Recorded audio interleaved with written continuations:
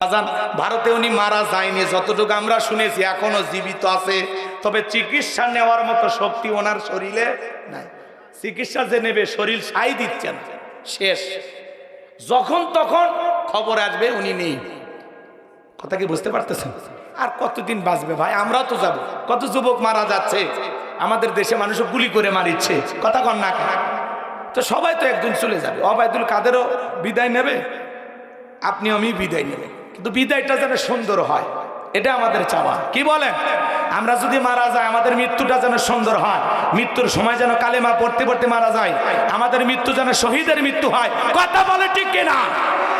ঘৃণার মৃত্যু চাই না, যে মরার পরে মানুষ আলহামদুলিল্লাহ বলবে, এমন মৃত্যু চাই না। মানুষজন কেঁদে দোয়া করে, সূরা ফাতিহা সূরা ইখলাস পড়ে আমাদের জন্য দোয়া করে, যেমন দোয়া পাচ্ছে বেগম খালেদা জিয়া। কথা বল, এখন হাজার হাজার মানুষ ওনার কবরে যা দোয়া করতেছে। বাংলাদেশের ইতিহাসে সবচেয়ে বড় জানাজা হয়েছে। কথা বলেন, এই দেশের মানুষকে কখনো বিপদে ফেলে চলে যায়নি।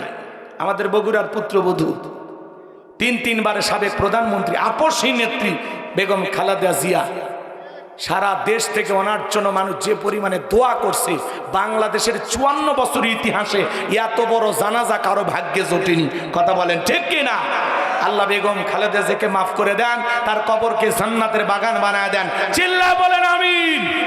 তাহলে এই দিক খেয়াল করেন, ইয়া বুনাইয়া আকিমিস সালাহ, হে আমার বৎস, সালাত কায়েম করা লাগবে। তাহলে নামাজ ঘরের ভিতরে কায়েম করার দরকার আছে না নাই? আগে ঘরে কায়েম করেন, এরপরে গ্রামে কায়েম করেন, এরপরে ইউনিয়নে, এরপরে থানায়, এরপরে আমরা রাষ্ট্রীয়ভাবে নামাজ কায়েম করব ইনশাআল্লাহ। এইবার মনোযোগ দিয়ে শোনেন। এরপরে ছেলেকে বলতেছেন, ও আমরু বিল মারুফ, সৎ কাজের আদেশ দিবা, ভালো কাজ করবা, মানুষদেরকে ভালোর দিকে আহ্বান করবা। ওয়ানহা আনিল মুনকার, অসৎ কাজ থেকে মানুষকে বিরত রাখবা। নিজে অন্যায় করবা না, মানুষকে অন্যায় করতে দিবা না। নিজেও ভালো কাজ করবা, মানুষকে ভালোর দিকে ডাকবা। নিজেও খারাপ করবা না, মানুষকেও খারাপ কাজ করতে দিবা না। এলাকায় বিয়েতে গান বাজনা হয় না, বন্ধ করে দিবেন যা, এটা ভালো কাজ। কথা কয় না? কি গান বাজনা বন্ধ করে দেওয়া যাবে না?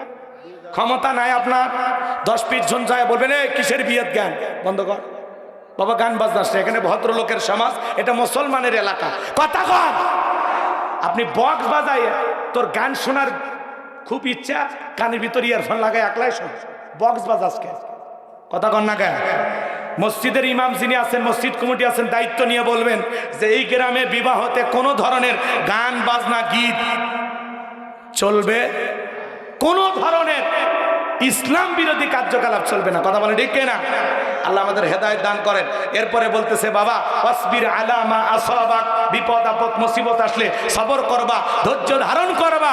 জীবনে চলতে গিয়ে অনেক চড়াই উতরাই আসবে, ভালো কাজ করতে গেলে সমালোচনা হবে, মন্দ কাজ বন্ধ করতে গেলে বাধা আসতে পারে, হাজারো জীবনে কষ্ট আসবে। সব সময় আল্লাহর উপরে সবর করবা, ধৈর্য ধারণ করবা।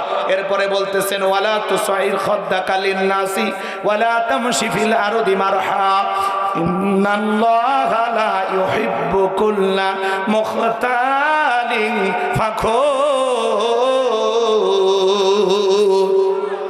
ছেলেকে বলতেছে, বাবা মানুষকে তুচ্ছ তাচ্ছিল্য করবা না, অবজ্ঞা অবহেলা করবা না। মানুষকে তুচ্ছ তাচ্ছিল্য করা যাবে না। মোটা মানুষ চিকন মানুষের দিকে ঢেলা মারে, এ বডি দেখছো, হ্যাঁ ঠেলা মারে ফেলে দেবো, আছে না নাই? অহংকার করে, এরকম করা যাবে না। খবরদার। ফর্সা মানুষ কালো মানুষকে দেখে অহংকার করে, ধনী গরিবক দেখে অহংকার করে, আছে না না? মানুষকে তুচ্ছ তাচ্ছিল্য করা যাবে না। ছোট বাচ্চাদেরকে শিখাবেন, দারোয়ানকে আঙ্কেল বলে সালাম দাও, ড্রাইভারকে আঙ্কেল বলে সালাম দাও। খবরদার, মানুষকে তুচ্ছ তাচ্ছিল্য অবজ্ঞা অবহেলা করবে না। কথার দ্বারা মানুষকে কখনো ছোট করবেন না। কারো চেহারা কালো, কালু বলে ডাকবেন না, লোকটা কষ্ট পাবে। লোকটা দেখতে মোটা, মোটু করে ডাকবেন না, কষ্ট পাবে। কথা কন। মানুষের নামের বিকৃতি করে ডাকা কবিরা গুনাহ, হারাম। কথা কি বুঝাইতে পারলাম? কারো নাম তুচ্ছ তাচ্ছিল্য করে, অবজ্ঞা অবহেলা করে, অহংকার বশত কাউকে ছোট করার চেষ্টা করবেন না। আল্লাহ আমাদের হেদায়েত দান করেন। চিল্লা বলেন আমিন। এরপরে বলতেছে, বাবা ওয়ালা তামশি ফিল আরদি মারহা, জমিনে দাম্ভিকতা করো না, অহংকার করো না, অহংকারের সহিত জমিনে বিচরণ করো না। এই জমিনে অহংকার করে লাভ আছে? লাত্তি মারেন না মারেন? জমিনে লাত্তি মারেন, কি হবি? জমিনের কিছু হবি? আপনার পা ফেটে দেবে, আপনার পায়ের 12টা বাজবে। কথা ঠিক কিনা? এর সঙ্গে আল্লাহ বলতেছে, লোকমানে হাকিম তার ছেলেকে বললো, বাবা অহংকার করো না, জমিনে অহংকারের সহিত বিচরণ করা যাবে না। আর অহংকারী বান্দাকে আমার আল্লাহ কখনো পছন্দ করে না। যারা দুনিয়ার জমিনে অহংকার করবে আল্লাহ তাদেরকে ভালোবাসে না। তাহলে আমরা অহংকার মুক্ত হওয়ার চেষ্টা করব ইনশাআল্লাহ। অহংকার আল্লাহর গায়ের চাদর, যে অহংকার করে সে সময় আল্লাহর গায়ের চাদর নিয়ে টানাটানি করে। কথা বলে ঠিক কিনা? আমরা মুসলমান, আমাদের অহংকার করা মানায় না। আমরা আল্লাহর গোলাম, দুনিয়াতে আসছে আল্লাহর গোলামি করার জন্য। অনেক কথা বলার ছিল ভাই, আপনারা অস্থির হয়ে যাচ্ছেন। বাকি কথা আর না বলে দোয়ার দিকে চলে যাই। আল্লাহ বক্তা শ্রোতা উভয়কে আমল করা তৌফিক দান করুন। বেঁচে থাকলে আবারও দেখা হবে। লোকমানে হাকিমের ছেলের পুরো ঘটনাটা বলতে গেলে আরো প্রায় 40 মিনিট ওয়াজ করা লাগবে।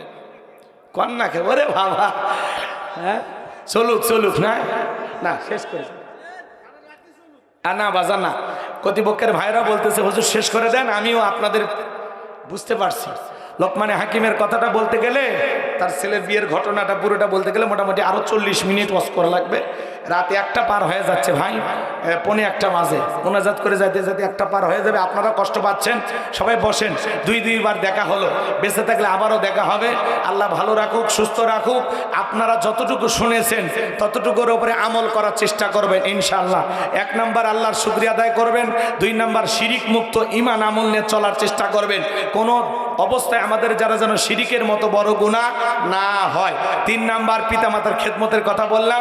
4 নাম্বার গোপনের পাপ। এদিক শোনেন, গোপনের আমল মানুষের সম্মান মর্যাদা বাড়ায়, আর গোপনের পাপ মানুষকে ধ্বংস করে দেয়। কথা বুঝতে পারছেন? গোপনে পাপ থেকে ছেলে মেয়েদেরকে বিরত রাখবেন, আপনিও বিরত থাকবেন। এরপরে আমি 5 নম্বরে বললাম সালাত কায়েম করা কথা। 6 নম্বরে বললাম ভালো কাজের আদেশ। 7 নম্বরে বললাম অসৎ কাজ থেকে বিরত রাখা। 8 নম্বরে সবর করা লাগবে। 9 নম্বরে মানুষকে তুচ্ছ তাচ্ছিল্য অবজ্ঞা অবহেলা করা যাবে না। আর 10 নম্বর অহংকার করা যাবে না। অনেকগুলো বিষয়, আরো 2টা বিষয় বাকি ছিল, বলতে পারি নাই। যতটুকু আলোচনা হয়েছে আল্লাহ যেন এর উপরে সূরা লোকমানের সংক্ষিপ্ত তাফসীরের উপরে আল্লাহ আমাদের আমল করা তৌফিক দান করেন। ওয়া আখিরি দাওয়ানা আলহামদুলিল্লাহি রাব্বিল আলামিন। আসসালামু আলাইকুম ওয়া রাহমাতুল্লাহি ওয়া বারাকাতুহু। আর কিছু বলার নাই।